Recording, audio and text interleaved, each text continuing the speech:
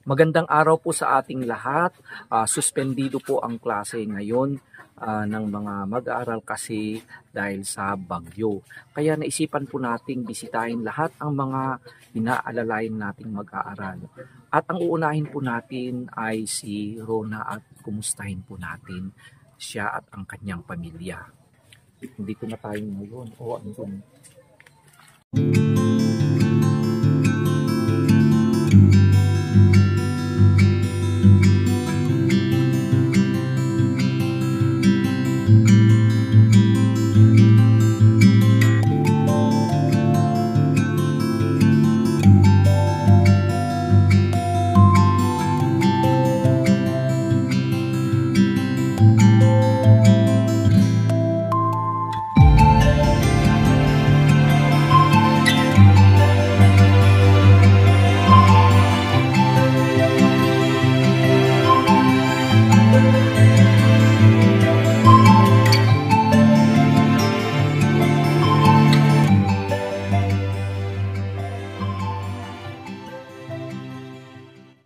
Ang araw, auntie. Kumusta?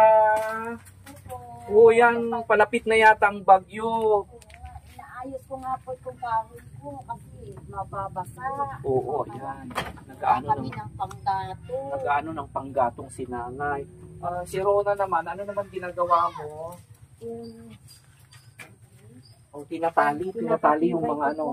Kasi, baka mabagyo daw. Sila na rin ang may mga iba't ibang gawain dito. Siya naman nag-iigib ng tubig. So yung isa naman, dito yung isa. Nag-ano na sila ng, ayan. Yan, magluluto na ng pagkain na maaga. Yung isa naman, may tao yata sa loob.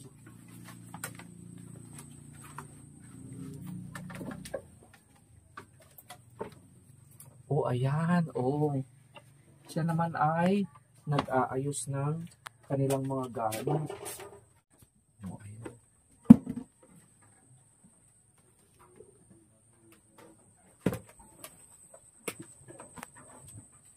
Ayan. Dito sila nagluluto.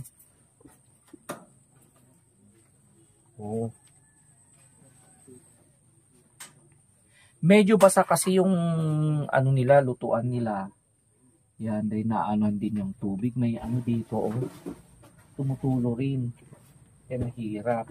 Yan, dito na rin, Yan, basang-basa.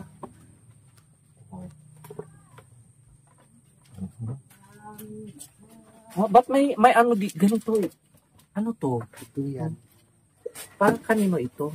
Para po dun sa inaanak ko. Inaanak? May nanganak na kapatid? Meron. Sino siya? Bali yung kambal ko po. Yung kakambal mo. Okay. So, nasaan sila ngayon? Nasaan yung bata? Kay tatay niya po. Nasa kay tatay.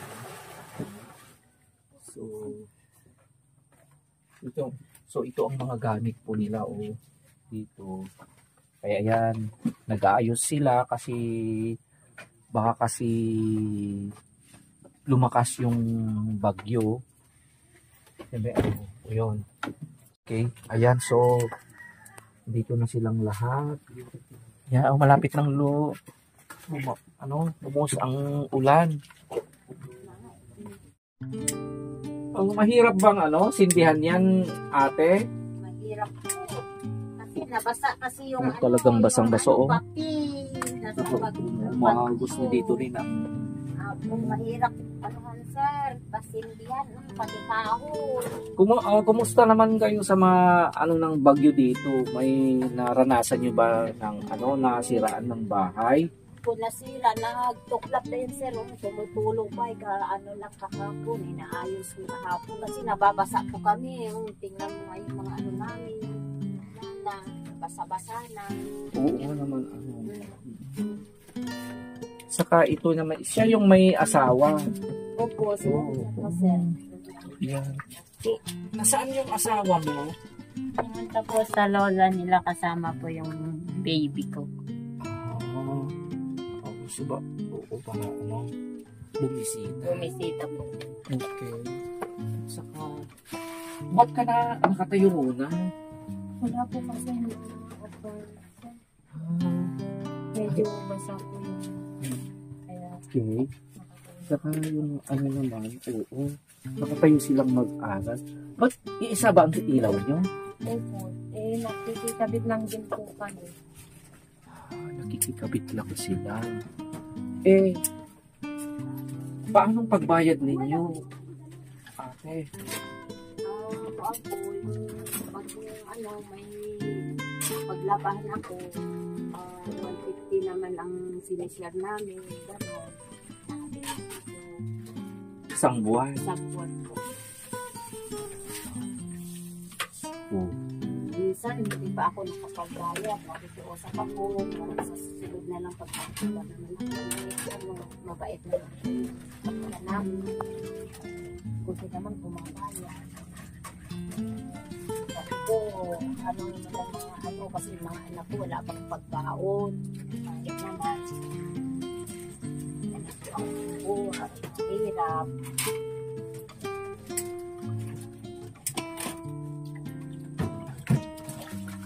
Hindi pa yung maarunan. Hirap. Nahihirapan na sintihan kasi basang-basa yung mga ano kahoy. Abala naman yung iba na nag-aaral. Magluluto na maaga siyang mag...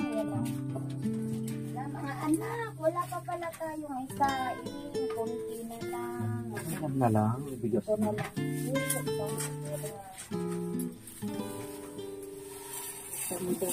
Isang sisap na lang. Kawawa naman kasi hindi pa kasi tayo nakapaglaba. Wala tayo.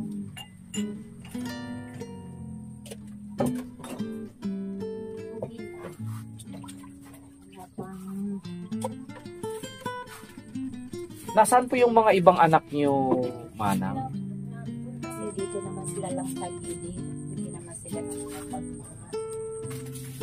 Eh, sabi niya nga, punta mo na ako na kasi para may ulamin tayo. O sige, pinayagan ko naman. Para may ulamin kami.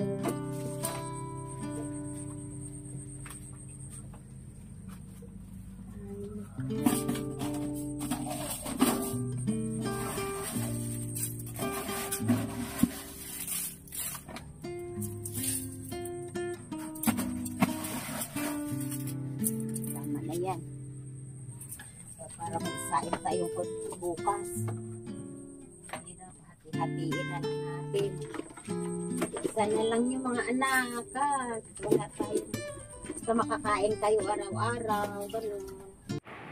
Pagkatapos magluto ni nanay, naghain na siya ng kanin para pakainin ang mga anak. Hinati niya sa dalawa ang kakaunting kanin para may kakainin yung mga babaeng anak niya at yung natira naman ay kakainin ng mga 4 na lalaking anak niya na nanguha ng isda sa ilog. Habang naghahandaan si nanay ng pagkain, nagbukas siya ng isang sardinas upang ito ay paghati-hatian nila. Naupo na rin ang kanilang mga anak. Doon na rin mismo kung saan sila natutulog. Dito sila kumakain. Wala silang lamesa at upuan, kaya dito na rin sila. Pagtsatsagaan nila ang meron sila ngayon dahil kakaunti na lang ang natirang bigas para sa susunod na araw. Nakikita mo si Rona na siya mismo ang nagbibigay sa mga nakababatang kapatid. Ayan. Tinulungan ni nanay si Rona para mas siguradong pantay-pantay silang lahat. At dito mo nakita si nanay na nagtiran lang siya ng kakaunting kakainin niyang kanin. Ang mahalaga sa kanya ay kakain ang kanyang mga anak. Pinapanood niya ang kanyang mga anak habang ang mga ito ay pinagsasaluhan ang kaunting minutong pagkain. Lungkot na lungkot si nanay, pero wala siyang magagawa.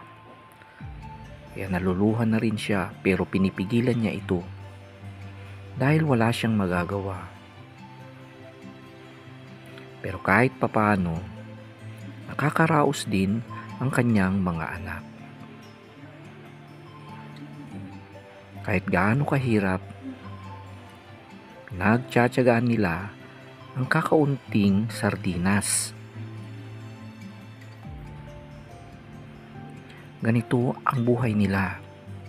O minsan, mas malala pa dahil wala silang maulam.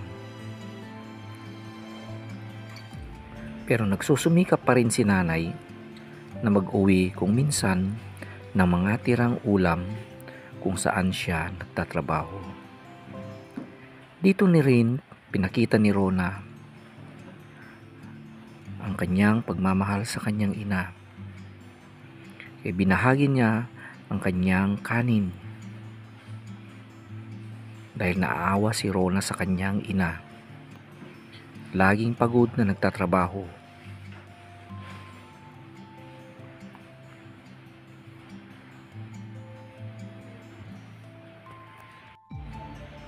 Gusto pa sana nilang kumain ng kanin pero wala nang makakain.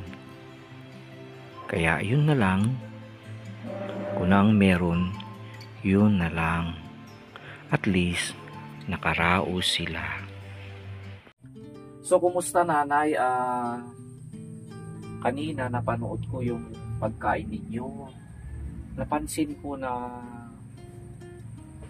parang inunan nyo silang lahat at parang wala kayong kinain. Wala na kayong bigas. Wala na po. Kasi yung ginigay po naman yung nakaraan, pinambili ko kasi po ng gamot, nagkasakit ako.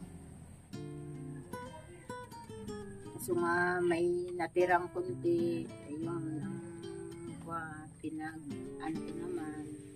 pinakukuha ko sa mga anak ko, baon. So, di ba yung mga lalaking anak nyo pumunta sa ilog, wala bang nakuha? Wala nga po, pero bumalik sila, pero mamaya darating yun. Mamaya siguro mga gabi na yun, mga alas 5, alas 7, gano'n. Kasi marami naman silang nagpunta, mga barkada nila, pumunta sila yung mga anak ko. So, paano na ang susunod na mga araw ninyo?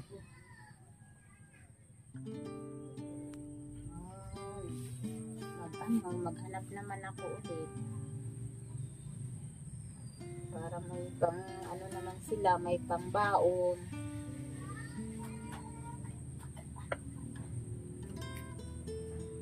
Hindi ko na alam kung papaano. Hindi ko na alam siguro papaano yung gawin ko. Ang hirap-hirap ng buhay namin. Hindi ko nga alam kung saan ako kukuha bukas.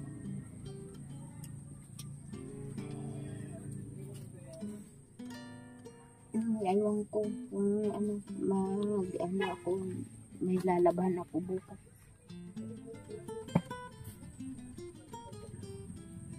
Hindi, siguro naman nanay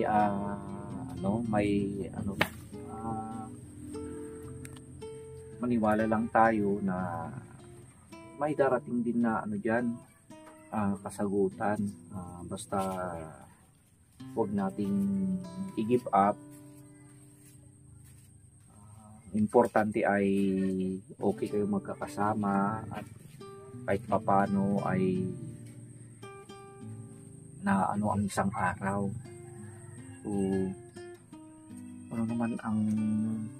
So paano naman ang pag-aral mo, Rona? Ganun ang sitwasyon. Ganun pa din po. Medyo mahirap pa din po. Nung last po tayong nagkita, thankful po ako kasi kahit pa paano po nakaranas po ako na magkaroon ng baon. Saka yung binigay niyo pong pera, pinaghahati-hatian po namin para lang po may makain. Yun po, tapos tinipid ko na lang po kung ano po yung natira. So paano na naman ang buhay mo sa mga susunod na araw? Lalakad na naman po ulit. Tapos matitingin na lang po ako kung sino po pwedeng masakyan, kung may mga puso na magsasabing sasakay na lang po sa school. So ang masasabi ko lang ro na tibayin mo pa rin ang loob mo. Naniniwala ako na hindi ka papabayaan ng Diyos. Huwag mawalan ng pag-asa. Meron at meron darating.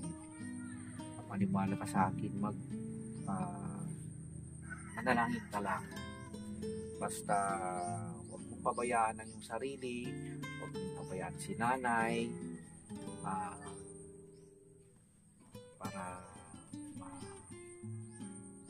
para maano yung lahat ng mga problema. Alam ko nararamdaman ko ang bigat ng kalooban mo, ang hirap na dinadanas, pero hindi pa sana dyan nagwawakas. So bago ko aalis, may kaunti pa akong pera dito, auntie, kahit papano kunin nyo to, ito lang meron sa akin. Makakabili ito ng bigas at kunting ulam at makaano ito ng kahit isang araw, pwede ito ha. Pagtyagaan mo lang. Talaga yan lang ang meron sa akin. Ayan nyo. Pambili ko mamaya. Kung magkaroon ako ng pagkakataon at makaluwag-luwag, asahan nyo, babalik at babalik ako dito ha. So basta sinabi ko, pray lang tayo sa Panginoon. Maraming salamat dahil nagkaroon ako ng pagkakataon upang makita ko kayo. Bago kami aalis, nanay ha, kaya nang sinabi ko kanina, pagtiyagaan niyo muna yung napakaliit na bagay na kinaya ko. Yun lang talaga ang meron sa akin ha. Sana magkaroon pa tayo ng pagkakataon na matulungan ko pa kayo. Sa mga anak natin, huwag niyong papabayaan si nanay, ha?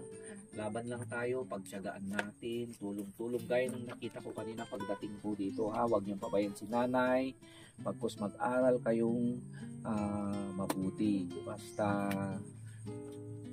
mag-pray lang tayo, ha? Di tayo pababayaan ni Lord. So sana pagbalik namin ay makikita natin yung mga kuya ninyo naman. Alam ko na ikipagsapalaran sila doon sa ilog. Di natin alam kung meron o wala silang makukuha. Pero yun ang masasabi ko ha. So pakabait kayo at maraming salamat na naman na okay. Maraming So salamat po. thank you. Thank you. Yan po ang kaganapan sa araw na ito sa buhay ni Rona at ang kanyang pamilya. Maraming salamat po sa inyong pagsusubaybay.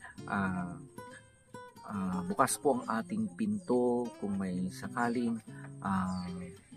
mayroon tayong kahit anong bagay o anuman na maaring ipaabot na tulong para sa pamilya ni Rona.